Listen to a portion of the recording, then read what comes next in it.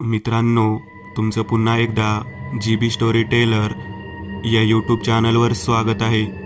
आजच्या आपल्या गोष्टीचं नाव आहे ती त्या बेटावरची, लेखिका पल्लवी जाधव. पण गोष्ट सुरू करण्याआधी जर कोणी या चॅनलवर पहिल्यांदाच आलेले असाल तर त्यांनी ह्या चॅनलला सबस्क्राईब करायला विसरू नका. चला तर मग अजिबात वेळ न घालवता गोष्टीला सुरुवात करूया.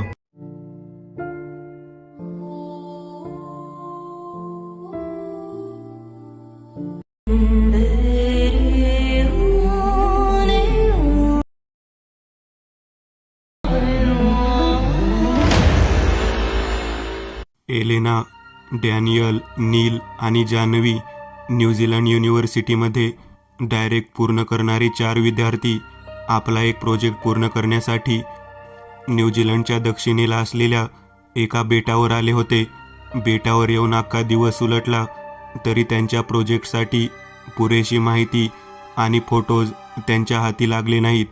त्यामुळे त्यांनी ती रात्र तिथेच बेटावर काढण्याचा निर्णय घेतला. सूर्याचा तप्त शेंद्री गोळा नुकताच पश्चिमेकडे समुद्रदान गिळंकृत केला होता. हळूहळू सृष्टीवर रात्रीने आपला पदर पसरला आणि क्षितिजाच्या पलटावर चांदण्यांनी रांगोळी रेखायला सुरुवात केली. पश्चिमेकडे पसरलेली लाली हळूहळू नाहीशी होत तिची जागा गर्द काळ्या काजळाने घेतली. चंद्र मात्र आज अमावस्येची रात्र असल्याने त्याची सुट्टी एन्जॉय करायला निघून गेला होता. त्यामुळे बघता बघता काळोख्या रात्रीने सृष्टीला आपल्या बाहूत घट्ट विळखा घातला. Hi friends, who are you? सर्वांनी मागे वळून बघितले. 22 ते 20 चारही मित्र दिवसभर पायपीट करून दमले होते. त्यांनी एक चांगली जागा शोधून तिथेच आपले बसस्थान ठोकले. एक शेकोटी पेटवून चौघेही त्याभोवती बसून आपल्याबरोबर आणलेले फास्ट फूड फस्त करत गप्पा मारत बसले होते. अचानक जान्हवीला कुणाची तरी चाहूल लागली. तिने मागे वळून सगळीकडे नजर फिरवली पण कुणीच तिच्या दृष्टीस पडले नाही. आपल्याला भास झाला असावा असे समजून ती पुन्हा त्यांच्या गप्पात सामील झाली. तेवढ्यात पाठीमागून आवाज आला. वर्षांची एक युवती त्यांच्याकडे येत होती. तिने अंगात लाल रंगाचा गाऊन घातला होता. कानात मानेपर्यंत लोंबणारे कानातले, पायातही लाल रंगाचे शूज. ती जवळ येताच शेकोटीच्या उजेडात त्यांनी तिचा चेहरा निरखून पाहिला. कुणालाही भुरळ पाडेल असं मंद हास्य चेहऱ्यावर ओसंडत होते. अमावस्येमुळे चंद्र सुट्टीवर असला तरी पौर्णिमेच्या चंद्रालाही लाजवेल अशी दिव्य कांती तिची होती. तिला बघता सगळे गोंधळून उभे राहिले. तेवढ्यात ती म्हणाली, चिल फ्रेंड्स, तुम्ही सगळे मला पाहून असे उभे का राहिलात? कोण तू? आणि इकडे अशी एकटी कशी? आणि तेही या वेळेला? नील तिच्यावर प्रतिप्रश्नांचा भडीमार केला. अरे हो, किती प्रश्न. बरं हाय, मी सेरेना जॉन्सन. ॲक्च्युली मी इथे माझ्या बॉयफ्रेंडबरोबर ॲडव्हेंचरसाठी आले होते. पण अचानक आमच्या बोटीवर शार्क माशांनी हल्ला चढवला आणि त्यातच आमची ताटातूट झाली आहे. मी त्याला शोधत होते पण आताच मला कळालं की जवळून जाणाऱ्या एका जहाजाने त्याला वाचवलं आणि सुखरूप घरी सोडलं. पण आता या वेळेला घरी कशी जाणार ना, म्हणून इथेच थांबले होते. तेवढ्यात इकडे शेकोटीचा उजेड दिसला म्हणून इकडे आले. आणि तुम्ही इथे कसे ते नाही सांगितलं अजून? गोडस्मिथ करत तिने विचारले. हो, आय सी. असं झालं तर आम्हाला तर वाटलं की मी भूत आहे, हो ना? डॅनियलचं बोलणं मध्येच तोडत सेरेना बोलली. तिच्या या बोलण्यावर सगळे मनमोकळे हसले. By the way, I am Janhavi आणि हे एलेना आणि हे नील आणि डॅनियल. जान्हवीने सेरेनाला सर्वांची ओळख करून दिली. पण तुम्ही इकडे एवढ्या दूरवर का आलात? सेरेनाने आश्चर्याने विचारले. ॲक्च्युली आम्ही PhDचा प्रबंध पूर्ण करत आहोत, सो त्यासाठीच इकडे आलो होतो. हे बेट इतर भूभागापासून दूर आणि समुद्रात दक्षिणेला खूप आत असल्याने मानवी हस्तक्षेपापासून सध्या तरी सुरक्षित आहे. म्हणून इथे सजीवांच्या उत्क्रांतीबद्दल बरंच समजण्यासारखं आहे. आणि शिवाय माणसांच्या वर्दळीपासून दूरवर असलेला खूप दुर्मिळ निसर्ग इथे बघायला मिळतो आणि म्हणूनच आम्ही हे ठिकाण निवडलं. पण अजूनही प्रबंधाला पुरेशी माहिती आम्ही मिळवू शकलो नाही. हताश होऊन एलेना म्हणाली. ओ, आय सी. अरे त्यात काय एवढं? मी सांगते ना तुम्हाला सगळी माहिती. Oh really? प्लीज सांगा ना, आम्ही आत्ता नोट करून घेतो, नील उत्साहाने म्हणाला. सेरेनाने त्यांना प्रबंधासाठी हवी असणारी बरीच माहिती सांगितली. तसेच त्यांनी दिवसभर घेतलेल्या बऱ्याच फोटोबद्दल सविस्तर वर्णन करून सांगितलं. ए सेरेना, तुला तर खडानखडा माहिती इथली. किती दिवस झाले तुला इथे येऊन? डॅनियलने आश्चर्याने विचारलं. अरे मी इथे येण्याआधीच सर्व इन्फॉर्मेशन काढून आले होते. इथे आल्यावर फक्त निरीक्षण वगैरे करायचं होतं, पण अचानक तो अपघात झाला आणि असो, ॲलिस्टर तर निघून गेला, पण मला मात्र सर्व निरीक्षण करता आलं. बोलताना ॲलिस्टरच्या आठवणीने सेरेनाच्या डोळ्याच्या कडा पाणावल्या. तिला असं इमोशनल झालेलं पाहून सारेच थोडा वेळ स्तब्ध झाले. डोंट माइंड सेरेना, पुन्हा ॲलिस्टर भेटला की त्याला चांगलाच धडा शिकव. आपल्या अशा स्वीट अँड ब्युटिफुल गर्लफ्रेंडला सोडून कुणी निघून जातं का? मी जर त्याच्या जागी असतो ना. नील, प्लीज डोंट स्टार्ट अगेन. नीलचं बोलणं मध्येच तोडत जान्हवी रागाने त्याच्यावर ओरडली. तिच्याकडे बघून सर्वजण हसायला लागले. एलेना लागलेल्या भांडणात तेल टाकण्यासाठी जान्हवीला चिडवत बोलली. बघ जान्हवी, मी म्हणाले होते ना, he is not perfect for you. त्याच्या फ्लर्ट करण्याची सवय कधीच बदलणार नाहीये. माझ्याकडून लिहून घे तू हवं तर. बघ, अजूनही वेळ आहे, विचार कर. Elena please, you don't start now. आपण इथे कशासाठी आलोय ते बघा अगोदर.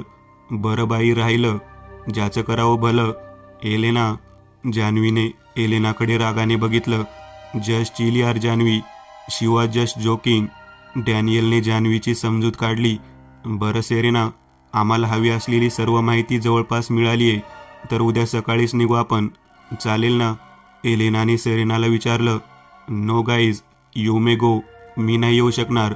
आय मीन, ॲलिस्टर मला न्यायला येईल तेव्हाच मी इथून जाईल. सो तुम्ही फक्त त्याला माझा निरोप सांगा की मी लवकरात लवकर त्याला इकडे बोलावलं आहे म्हणून. सेरेनाने त्यांच्याबरोबर जायला नकार दिला. म्हणजे तू एकटी थांबणार आहेस की काय इथे? अगं भीती नाही वाटणार का तुला? डॅनियल आश्चर्याने उद्गारला. हो, भीती तर वाटते, पण काही पर्याय नाहीये. Janhavi, if you don't mind, मी नीलला राहू देऊ का माझ्याबरोबर 2-3 दिवस? ॲलिस्टर जोपर्यंत येत नाही तोवर. सेरेनाच्या या बोलण्यावर जान्हवी अवाक झाली. ती तिला नकार देणारच होती की तेवढ्यात नील मध्येच बोलला. अगं तिला काय विचारतेस? तू एकदा म्हण तर खरं. 2-4 दिवस काय, तू म्हणशील तर आयुष्यभर मी याच बेटावर राहील तुझ्याबरोबर.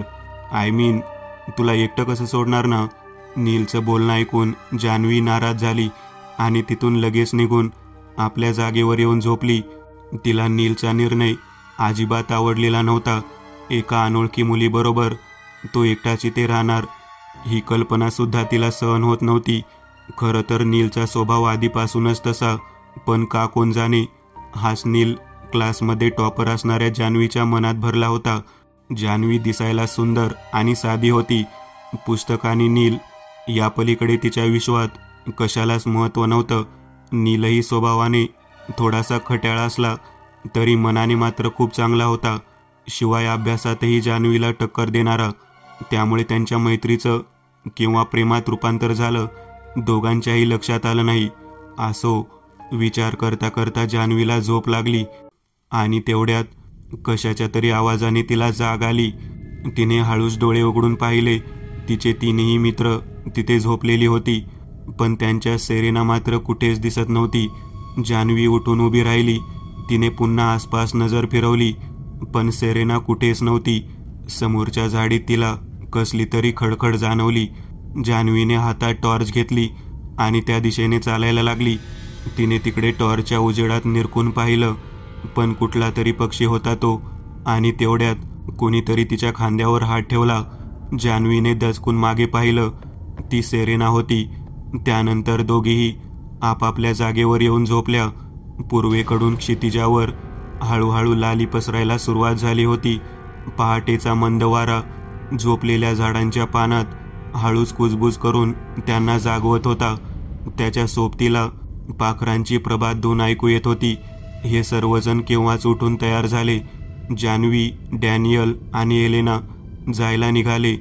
जान्हवी नीलकडे बघून पुन्हा इमोशनल झाली. नील तिला समजावत बोलला. अगं असं काय रडते? मी काही मरणार नाही इकडे, आणि मेलो तरी मला माहिती आहे. माझी जान्हवी मला परत आणेल.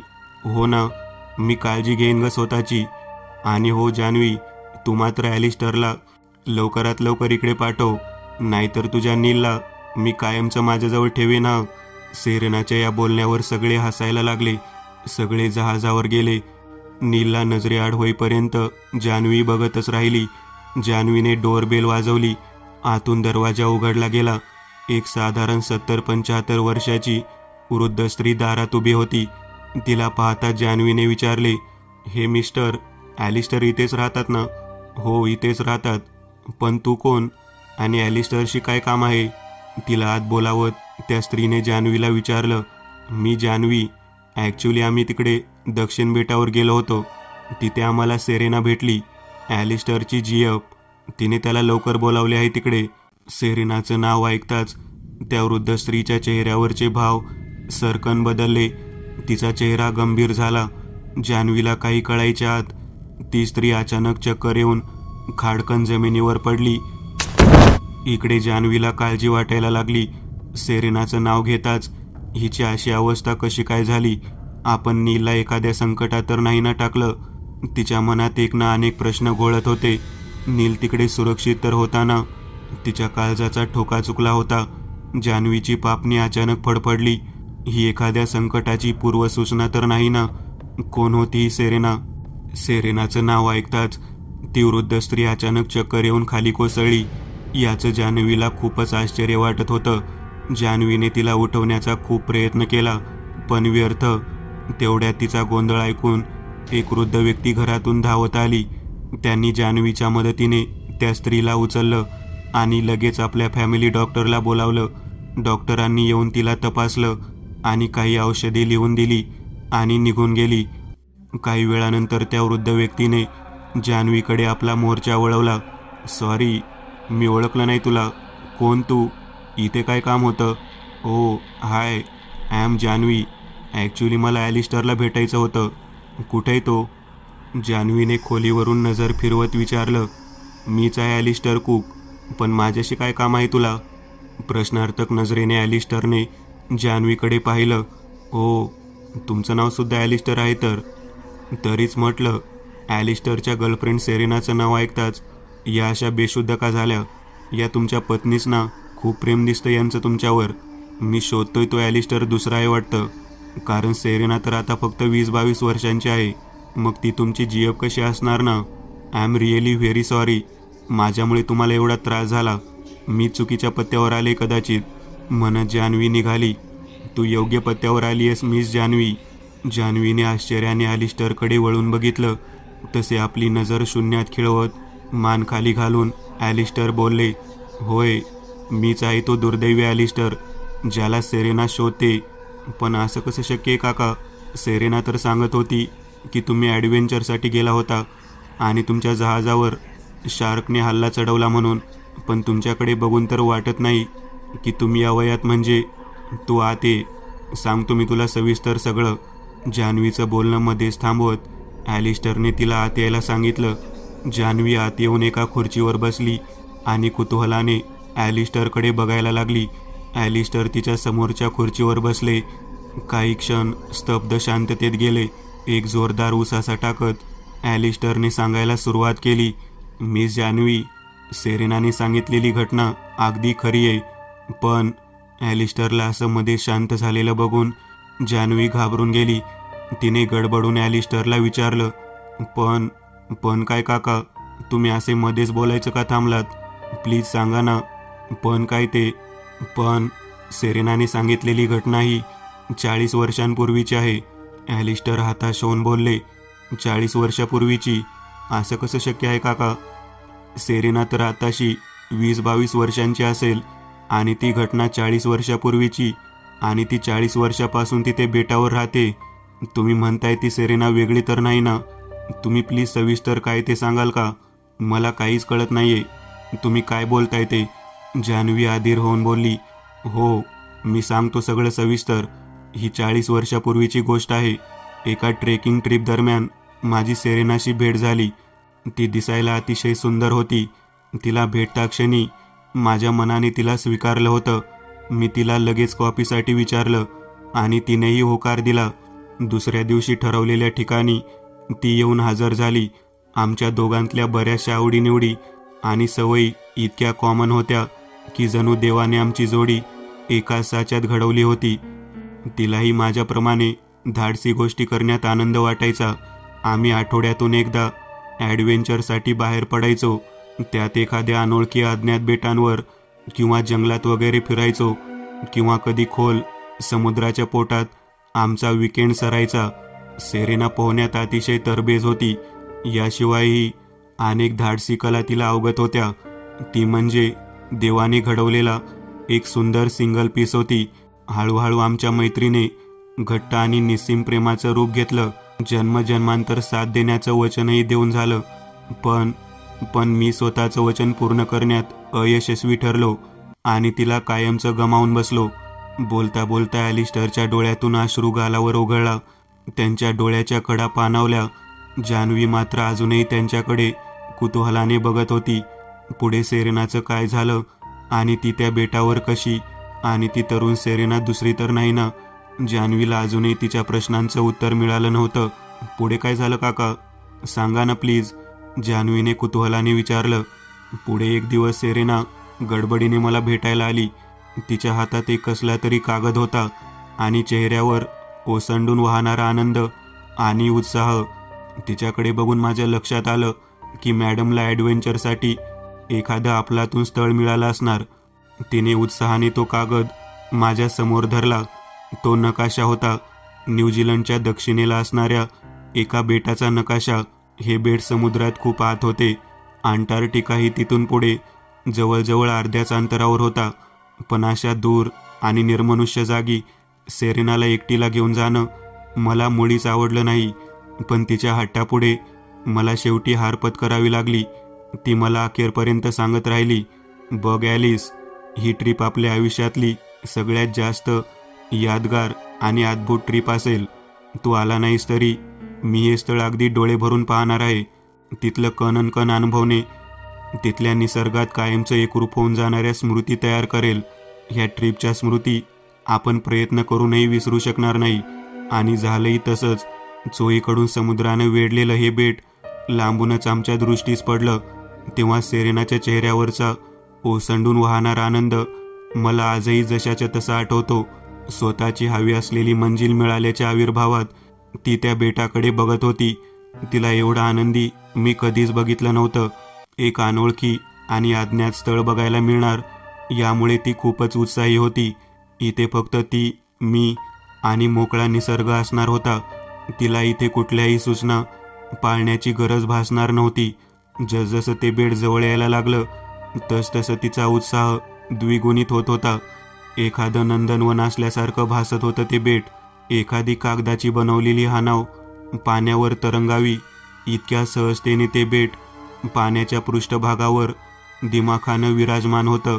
अगदी एखाद्या स्वर्गासारखं भासत होतं ते बेट. मात्र ते स्वर्गासारखं भासणारं बेट खऱ्या अर्थाने आपल्याला स्वर्गवास घडवणार हे मात्र माझ्या नि सेरेनाच्या ध्यानीमनीही नव्हतं. ते बेट जवळ येताना आम्ही अधिकाधिक आनंदी होत होतो. मात्र आम्ही आमच्याकडे येणाऱ्या संकटाला पाहून आनंदी होतो हे आमच्याही लक्षात येत नव्हते. बोलता बोलता ॲलिस्टरचा कंठ दाटून आला. त्याच्या डोळ्यातून अश्रुधारा सुरू झाल्या. त्यांची अवस्था बघून जान्हवीच्याही काळजात कालवाकालव सुरू झाली. पुढे काय झालं असेल याची तिला उत्कंठा निर्माण झाली. तिने जवळच टेबलावर ठेवलेला पाण्याचा ग्लास ॲलिस्टर पुढे धरला. ॲलिस्टरने जान्हवीच्या हातातून पाण्याचा ग्लास घेतला. 2 घोट पाणी पिऊन त्याने तो ग्लास पुन्हा टेबलावर ठेवला. पुढे काय झालं, जान्हवीने आतुरतेने विचारलं. ॲलिस्टरने सांगायला सुरुवात केली. ते एखाद्या स्वर्गासारखं भासणारं बेट त्यावेळी आमच्यापासून हाकेच्या अंतरावर असेल. अचानक आमच्या जहाजाला कशाचा तरी जोरदार धक्का बसला. क्षणार्धात काय झाले काहीच लक्षात आले नाही. मी हातांनी जहाजाला घट्ट धरून घेतलं आणि तेवढ्यात सेरेनाची जोरदार किंचाळी माझ्या कानावर आली. मी गडबडून आसपास नजर फिरवली, पण काहीच दिसले नाही. सेरेनाचा कुठेच पत्ता नव्हता, पण तिच्या किंचाळ्या अजूनही कानावर येत होत्या. माझ्या लक्षात येत नव्हतं की एवढी निष्णात पोहणारी सेरेना बुडायला एवढी का घाबरते? तेवढ्यात पुन्हा तिचा आवाज आला, ॲलिस, मला वाचव, म्हणून ती ओरडत होती. मी पुन्हा एकदा सभोवार निरखून पाहिलं आणि एक जोरदार धक्का बसला. माझ्यापासून काही फुटाच्या अंतरावर मला एक शार्क माशांचा मोठा झुंड दिसला. ते कुठल्या तरी प्राण्यावर तुटून पडले होते. मी लक्षपूर्वक बघितलं तेव्हा सेरेनाने घातलेला लाल भडक रंगाचा कपडा दिसला. सेरेनाच त्या शार्कच्या झुंडाची शिकार झाली होती. तिला पाहताच मी हादरून गेलो. असंख्य धाडशी कलांमध्ये निपुण असणारी सेरेना आज शार्क समोर मात्र अगदी क्षीण भासत होती. ती त्यांच्या तावडीतून सुटण्यासाठी कसोशीने प्रयत्न करत होती, तडफडत होती. मात्र एवढ्या मोठ्या झुंडासमोर तिचा निभाव लागणे शक्य नव्हते. मी मात्र तिला वाचवायचं सोडून तिथून पळ काढला. सेरेना ओरडत राहिली, तडफडत राहिली, ॲलिस, मला वाचव, मला एकटीला सोडून जाऊ नकोस, म्हणून विनवत राहिली. मात्र मला लक्षात आलं होतं की त्या एवढ्या शार्कसमोर माझं काही चालणार नाही. सेरेना किंचाळत राहिली आणि काही वेळानंतर तिच्या किंचाळ्या बंद झाल्या, कायमच्या. बोलता बोलता ॲलिस्टरच्या डोळ्यात पाणी आलं. ते पुढे सांगू लागले, मी तिथून निघून तर आलो, पण घरी परतल्यावर मला माझी चूक लक्षात आली. सेरेना शेवटपर्यंत मला वाचव म्हणून ओरडत राहिली, पण मी मात्र तिला तिथे सोडून निघून आलो होतो. कुठल्याही संकटाला तुझ्यावर येण्यापूर्वी माझ्यावरून जावं लागेल असं म्हणणारा मी आज मात्र स्वतःच्या शब्दाला चुकलो होतो. त्यानंतर कित्येक दिवस माझ्या डोळ्यांना झोप माहिती नव्हती. डोळे बंद करताच ती तडफडणारी सेरेना माझ्या डोळ्यासमोर यायची. चुकून झोप लागली तरी झोपेतही सेरेना मी तिला मदत केली नाही म्हणून माझ्याकडे तक्रार करत जोरात रडताना दिसायची. आपण तिला दिलेल्या वचनाला जागलो नाही याचा मला घोर पश्चाताप होत होता. तिला आयुष्याची किंमत मोजून वाचवलेल्या स्वतःच्या आयुष्याची मला घृणा वाटत होती. मी कित्येकदाही आयुष्य संपवण्याचा प्रयत्न केला, पण नाही हिंमत झाली माझी. काही काळानंतर सेरेनाच्या आठवणी धूसर होत गेल्या. मी जाणीवपूर्वक स्वतःला कामात व्यस्त करून घेतले. वर्ष उलटून गेले होते या घटनेला. त्या दिवशी अचानक सेरेना माझ्या स्वप्नात आली. मी परत आले ॲलिस, हे बघ. मी घाबरून डोळे उघडले. बाहेर पहाट उजाडली होती.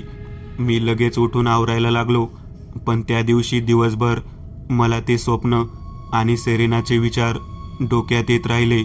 रात्री खूप वेळ झाला तरी मला झोप येत नव्हती. मी उगाच कूच बदलून झोपण्याचा प्रयत्न करत होतो, पण व्यर्थ. आणि अचानक माझ्या दारावर कुणीतरी थाप मारली. अचानक झालेल्या आवाजानं माझं काळीज धडधडलं. मी घड्याळात बघितलं तेव्हा रात्रीचे 10 वाजत आले होते. या वेळेला कोण आलं असणार या विचारात मी असताना आणखी 2-3 वेळेला कोणीतरी डोअरबेल वाजवली. मी उठून दरवाजा उघडला. दारात एक 23 वर्षांची युवती उभी होती. ती मेरी होती, मेरी जॉन्सन. तिने मला सांगितलं की ती आणि तिचा नवरा रॉबर्ट एका ट्रॅव्हल कंपनीबरोबर दक्षिण बेटावर ट्रिपसाठी गेले होते आणि त्यांना चक्क सेरेना तिथे भेटली. हे ऐकल्याबरोबर माझा आनंद गगनात मावेनासा झाला. त्यांनी सेरेना स्वतःबरोबर यायचा खूप आग्रह केला, पण ॲलिस्टर आल्याशिवाय मी या बेटावरून कुठेही जाणार नाही असा तिने निर्धार केला होता. हे ऐकल्यावर मी तिला हसत म्हणालो, हो हो, खूप हट्टी आहे माझी सेरेना. तिने ठरवलेली एखादी गोष्ट ती पूर्ण करतेच, मग त्यासाठी काही करावं लागलं तरी. मला माहिती आहे ती मला बघितल्याशिवाय ती तिथून हलणार नाही. पण मेरीला तिची दया आली होती. एकटी मुलगी इथे कशी राहणार, म्हणून तिने रॉबर्टला तिच्याबरोबर त्याची इच्छा नसताना जबरदस्तीने थांबवायला लावलं होतं आणि ती मला न्यायला इकडे आली होती. मात्र तिला माहीत नव्हतं की तिच्या या निर्णयाची रॉबर्टला खूप मोठी किंमत मोजावी लागणार होती.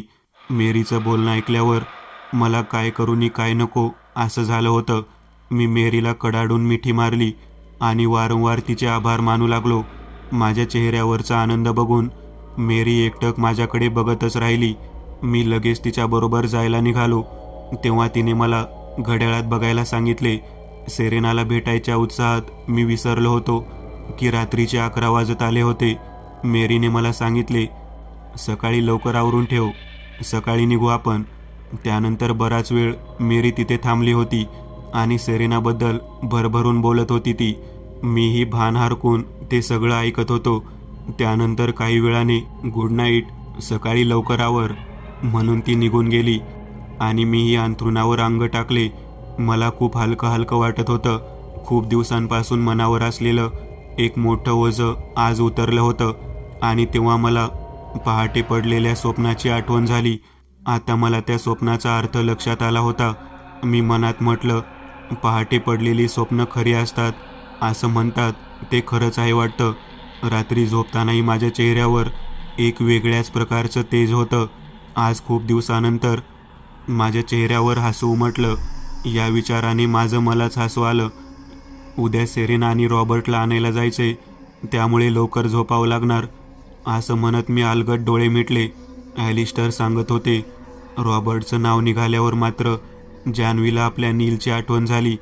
काय करत असेल तो? सुरक्षित तर असेल ना तो तिथे? जान्हवीच्या मनात विचारचक्र सुरू झालं.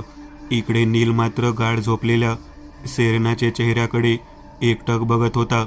खरंच किती सुंदर आणि कल्पकतेने बनवले देवाने हिला.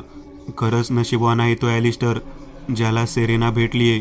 त्याच्या मनात विचार आला आणि त्याने हळू स्मित केलं. तेवढ्यात वाऱ्याची एक हळूवार झुळूक आली आणि सेरेनाच्या केसांची एक बट तिच्या चेहऱ्यावर आली. नीलने अलगद हातांनी ती दूर केली. तेवढ्यात सेरेनाने हळूच डोळे उघडले. झोपली नाहीस अजून? नीलने तिला विचारले. नाही रे, मी तर तुझ्या झोपण्याची वाट बघत होते. तू का नाही झोपलास अजून? सेरेनाने भोये उडवत नीलला विचारलं. अगं, मी झोपून कसं चालेल? मी झोपलो तर तुझं संरक्षण कोण करणार? तुला भीती वाटली तर?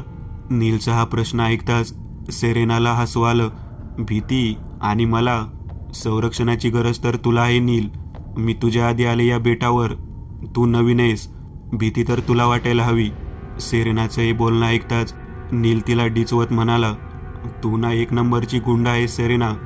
कसं सांभाळत असेल तो ॲलिस्टर तुला, की तूच त्याला सांभाळतेस? मेल्यानंतर भूतभीत बनू नकोस बाई. आताच तू इतकी खतरनाक आहेस, तर नंतर तर. नीलचं बोलणं ऐकून सेरेनाने खाली मान घातली. स्वतःचे अश्रू लपवत होती कदाचित. थोड्या वेळाने नीलकडे बघत ती बोलायला लागली. तुला माहिती आहे नील, माझा ॲलिससुद्धा असंच म्हणायचं मला. तिला असं इमोशनल झालेलं बघून नीलने लगेच विषय बदलला. जस्ट चिल सेरेना, आता भेटणारच आहेस ना तू त्याला? जान्हवी येणार आहे ना घेऊन त्याला? नाही येणार ते आता. बघ तू, मी अगोदरही निरोप पाठवले होते त्याला, पण आला नाही तो. आताही नाही येणार तो. सेरेना नीलला समजावत बोलली. सेरेना मॅडम, तुम्ही आमच्या जान्हवीला ओळखत नाही अजून. ती मी इकडे तुझ्याबरोबर एकटा आहे म्हटल्यावर अर्ध्या झोपेत जरी असला तरी ती त्याला तशीच उचलून आणेल. जोपर्यंत ती माझ्यासोबत आहे ना, तोवर माझ्याकडून आणि माझ्यासोबत काहीच वाईट घडणार नाही. तेव्हा तू निश्चिंत राहा, ते ॲलिसला घेऊन येईलच. तुला खरं सांगू का सेरेना, मी ठरवलं असतं तर तेव्हाच त्यांच्यासोबत तुला मी जबरदस्तीने घेऊन जाऊ शकत होतो. पण मी तसं नाही केलं, कारण मला बघायचं होतं की मी तुझ्याबरोबर थांबतोय म्हटल्यावर जान्हवीची रिॲक्शन काय असेल. ॲक्च्युली सेरेना, तुला वाटत असेल की मी खूप फ्लर्ट करतो मुलींशी, पण तसं काहीच नाही आहे. मी जेव्हा मुलींशी फ्लर्ट करतो ना, त्यावेळी जान्हवीचा चेहरा बघायचा असतो. खूप चिडते ती आणि चिडल्यावरती आणखीनच गोड दिसते, म्हणून तिला चिडवायला मला आणखीच मजा वाटते. तुला माहिती आहे सेरेना, जान्हवी ना माझी गर्लफ्रेंड कमी, बॉडीगार्डच जास्त आहे. कुठलंही संकट तुझ्यापर्यंत येण्याआधी त्याला माझ्यावरून जावं लागेल असं ती म्हणते. तिचा अगदी ट्रू लव्ह आहे माझ्यावर. नीलचं बोलणं ऐकताच सेरेना लगेच बोलली. तुला एक गोष्ट खरी सांगू का नील? अरे, ट्रू लव्ह नावाची कुठली गोष्टच मुळी या भूतलावर अस्तित्वात नाही. ॲलिसही मला असंच म्हणायचा की त्याचं ट्रू लव्ह आहे वगैरे. पण तुला माहिती आहे, मला शार्कच्या तावडीत सोडून तो पळून गेला. अरे, मी शेवटपर्यंत ॲलिस मला वाचव म्हणून ओरडत राहिले, वेदनेने विवळत राहिले, पण त्याने एकदा मागे वळूनही पाहिलं नाही. अरे, म्हणत सेरेना रडायला लागली. नील तिला समजवायला लागला. प्लीज रिलॅक्स सेरेना, सांभाळ स्वतःला आणि झालं गेलं विसरून माफ कर ॲलिसला. बिचारा तोही गोंधळून गेला असेल तेव्हा, नाही कळालं काय करावं ते. प्लीज, जो बीत गई सो बात गई. प्लीज फॉरगेट दॅट आणि माफ कर त्याला. नाही नील, ॲलिसला माफी कधीच शक्य नाहीये. तो अपराधी आहे माझा आणि माझ्या प्रेमाचा, आणि अपराध्याला माझ्या डिक्शनरीत फक्त शिक्षाच. माझा बिलकुल विश्वास नाहीये त्याच्यावर. पण तुला तुझ्या प्रेमावर इतका गाढ विश्वास आहे ना, म्हणून तुला एक संधी देते मी. उद्या रात्रीपर्यंत जान्हवीची वाट पाहू. पण जर ती नाही आली तर तुला मात्र मी सांगेल तसं करावं लागेल. आहे चॅलेंज मंजूर?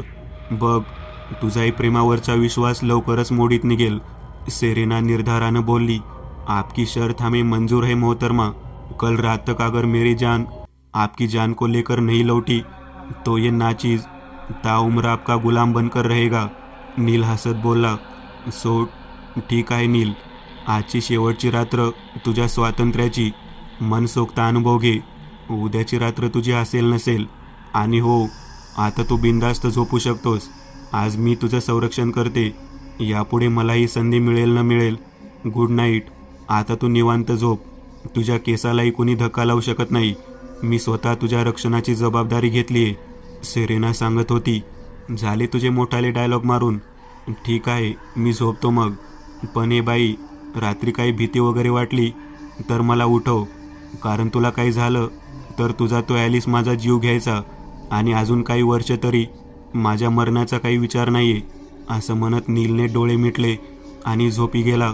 नीलचं बोलणं ऐकून सेरेनाच्या चेहऱ्यावर अलगद स्मित हास्य उमटलं. यावेळी मात्र त्या हास्यात एक प्रकारचं गहन रहस्य दडलेलं होतं. ती नीलकडे तशीच एकटक पाहत बसली. येणारी रात्र नियतीचं कुठलं पान उलगडणार होती, कुठलं संकट घेऊन येणार होती, देवच जाणे. नीलच्या आठवणीत हरवलेल्या जान्हवीसमोर आपल्या बोटांनी टिचकी वाजवत ॲलिस्टरने विचारले. मिस जान्हवी, कसला विचार करते? ॲक्च्युली मी ते नील. बरं, ते जाऊ द्या. पुढं काय झालं ते सांगा ना. तुम्ही गेला होता का बेटावर? भानावर येत जान्हवी बोलली. ॲलिस्टरने पुढे सांगायला सुरुवात केली. त्या रात्री सेरेनाला भेटायच्या आनंदाने मला झोपच येत नव्हती. तू खूप झोपाळी प्राणी आहेस. झोपलास की तुला वेळेचंही भान राहत नाही, असे म्हणणाऱ्या सेरेनामुळेच आज परिस्थिती अगदीच उलट झाली होती. आजची रात्र मात्र सरता सरत नव्हती. एक एक क्षण मला एका दिवसासारखा भासत होता. दिवस उजडायची मी आतुरतेने वाट पाहत होतो. दुसऱ्या दिवशी मी सकाळीच मेरीच्या घरी जाऊन हजर झालो. तिला मात्र एवढ्या सकाळीच घरी आलेला पाहून बिलकुल आश्चर्य नव्हतं वाटलं. माझी रात्रीची उत्सुकता बघून तिला माझी सेरेनाला भेटण्याची आतुरता जाणवत होती आणि ती मला तसं म्हणाली सुद्धा. मात्र मेरीचं तोवर आवरलं नव्हतं, म्हणून मी तिथेच तिची वाट पाहत बसलो. मध्ये मध्ये 100 वेळा मेरी मेरी आग आवरलं का म्हणून तिला विचारून झालं होतं. आणि आली मेरी एकदाची. तिला घेऊन मी लगेच बंदरावर पोहोचलो. मात्र बंदरावर गेल्यावर घोर निराशाच माझ्या पदरी पडली. त्या दिवशी समुद्रात चक्रीवादळाला सुरुवात झाली होती. उंच उंच लाटा उसळत होत्या. समुद्रानं जणू रौद्र रूपच धारण केलं होतं. त्यामुळे सगळीकडे धोक्याचा इशारा देण्यात आला होता. कुठलंही जहाज समुद्रात उतरायला तयार नव्हतं. मी मेरीला म्हटलं, तू घरी जा, मी एकटा जातो बेटावर. मात्र मेरीने मला समजावलं की माझं जहाज जर वादळात सापडलं आणि माझं काही बरं वाईट झालं तर मी कधीच मेरीला भेटू शकणार नाही. आणि सेरेनाही मला घेतल्याशिवाय बेटावरून हालायला तयार नव्हती. त्यामुळे मला काही झालं तर सेरेनाला बेटावरून कोण आणेल? मला मेरीचं बोलणं पटलं आणि मी घरी परतायचा निर्णय घेतला. दरम्यान वादळाला असंख्य शिव्या शाप देऊन झाले होते. मात्र हे वादळ प्रत्यक्ष अप्रत्यक्षपणे माझीच मदत करते, ही गोष्ट लक्षात यायला मला बराच वेळ लागला. 3-4 दिवसात ते वादळ एकदाचं ओसरलं आणि माझी होणारी घुसमट थांबली. मी पुन्हा एका नव्या जोश आणि उत्साहाने मेरीसह बंदरावर जाऊन हजर झालो. यावेळी समुद्र मात्र शांत भासत होता. एकदा जहाजात स्वार होऊन आम्ही बेटाकडे प्रस्थान केले. मला अजून आठवते ती घोर न संपणारी काळीकुट्ट रात्र. बोलता बोलता ॲलिस्टरच्या डोळ्यासमोर त्या आठवणी पुन्हा ताज्या झाल्या. ॲलिस्टर डेकवर येऊन उभा होता. त्या दिवशी आकाशात चंद्र नसला. चांदण्यांचा मात्र मनसोक्त सडा पडला होता आणि त्याचं प्रतिबिंब समुद्रात असंख्य काजव्याप्रमाणे लकलकत होतं. ॲलिस्टरने समोर नजर टाकली. ते रात्रीच्या भाऊपाशात घट्ट जखडलेलं बेट त्याच्या दृष्टीस पडलं. त्या दिवशी एखाद्या नंदनवनासारखी भासणारी तिथली गर्द झाडी आज मात्र एखाद्या हॉलिवूडच्या हॉरर कथेप्रमाणे जीवघेणी भासत होती. थोड्याच वेळात त्यांचा जहाज त्या जागेवरून पुढे सरकायला लागला जिथे शार्कने सेरेनावर हल्ला केला होता. आणि ॲलिस मला वाचव म्हणत वेदनेने विव्हळणारी सेरेना त्याच्या डोळ्यासमोरून तरळून गेली. त्याच्या अंगावर काटा उभा राहिला. ॲलिस्टरने पटकन डोळे घट्ट मिटले. हाताच्या मुठी आपसुकच आवळल्या गेल्या. अंगात एक भययुक्त शिरशिरी उठली. थोडा वेळ तशाच भयान शांततेत गेले. काही वेळाने ॲलिस्टरने डोळे उघडले. ते बेटाजवळ पोहोचले होते. त्यांचं जहाज तिथे थांबलं होतं. ॲलिस्टरने वळून मेरीकडे पाहिलं. मेरीला मात्र गाढ झोप लागली होती. यानंतर पुन्हा बराच काळ तशी झोप तिच्या नशिबी असणार नव्हती. ॲलिस्टरने मेरीजवळ जाऊन तिला अलगद हलवलं. मेरी डोळे चोळतच उठली. तिने सभोवार नजर फिरवली. अरे, आपण पोचलो वाटतं. डोळे चोळतच ती ॲलिस्टरला बोलली. ॲलिस्टर मात्र त्याच्याच धुंदीत होता. सेरेनाला भेटण्यासाठी तो उतावीळ झाला होता. मेरीने आपली छोटीच हँडबॅग घेतली आणि खाली उतरली. ॲलिस्टर मात्र केव्हाच उतरून तयार झाला होता. मेरीने ॲलिस्टरकडे बघितलं. त्याने हातात फक्त एक छोटंसं फूल घेतलेलं होतं. बाकी त्याच्या हातात काहीच नव्हतं. मेरी काही विचारणार एवढ्यात ॲलिस्टरच तिला सांगायला लागला, तुला माहिती आहे मेरी, हा लाल गुलाब सेरेनाला सर्वात जास्त प्रिय आहे. त्यामुळे जेव्हा ती माझ्यावर रुसलेली असायची त्यावेळी तिची समजूत काढायला मी नेहमी लाल गुलाब तिच्यासाठी घेऊन जायचो आणि काही क्षणात तिच्या रागावलेल्या चेहऱ्यावर हसू पसरायचं. यावेळी माझा गुन्हा खूप मोठा आहे, पण तरी हे फूल बघून ती विसरून जाईल. या व्यतिरिक्तही ती कुठलीही शिक्षा देईल ती मला मान्य असेल. बोलत बोलत ते किनाऱ्यावरून बरंच दूर चालत आले. एका ठिकाणी आल्यावर मेरी अचानक थांबली. अरे, इथेच तर थांबलो होतो आम्ही. हे दोघे इथेच कुठेतरी असायला हवे होते. कुठे गेले असेल दोघे आता? जवळ कुठे शेकोटी किंवा टॉर्चचा उजेड पण दिसत नाहीये म्हणत मेरी विचारात पडली. थांब ॲलिस, मी रॉबर्टला आवाजच देऊन बघते म्हणत मेरीने रॉबर्टला हाक मारायला तोंड उघडलं. तेवढ्यात ॲलिस्टर तिच्या तोंडावर हात ठेवत बोलला, प्लीज मेरी, आवाज वगैरे नको देऊस. मला अचानक सेरेनाच्या समोर जाऊन उभं राहायचंय. मला अचानक समोर बघून तिच्या चेहऱ्यावर जे भाव असतील, जे इमोशन्स असतील ना, ते तिचे प्युअर इमोशन्स, तिच्या शुद्ध भावना असतील. आणि शुद्ध भावनाच मला बघायचे आहे. मला बघून ती रागावते की ती खूप दिवसांनी भेटल्यामुळे खूप आनंदी होते, ते बघायचंय मला. खूप अवघड आहेस बाबा ॲलिस तू. एवढा वेळ तर तिला भेटायला उतावीळ झाला होता आणि आता आवाज नको देऊ म्हणतोस. बरं ठीक आहे, जशी तुझी इच्छा म्हणत मेरी हसायला लागली. बराच वेळ झाला तरी कोणीच दिसत नाही. तेव्हा मेरी कंटाळून ॲलिस्टरला म्हणते, सॉरी यार ॲलिस, तुला त्या शुद्ध भावनांना मुकावं लागणार कदाचित. आवाज द्यावाच लागणार कदाचित त्यांना आता. मलाही तसंच वाटते यार मेरी. बरं जाऊ दे, दे रॉबर्टला आवाज, बघू तरी कुठे येते. ॲलिस्टरचे बोलणे ऐकताच मेरी रॉबर्टला हाक मारणारच की तेवढ्यात तिला रॉबर्टच्या ओरडण्याचा आवाज आला. कुठल्या तरी संकटात सापडला होता तो.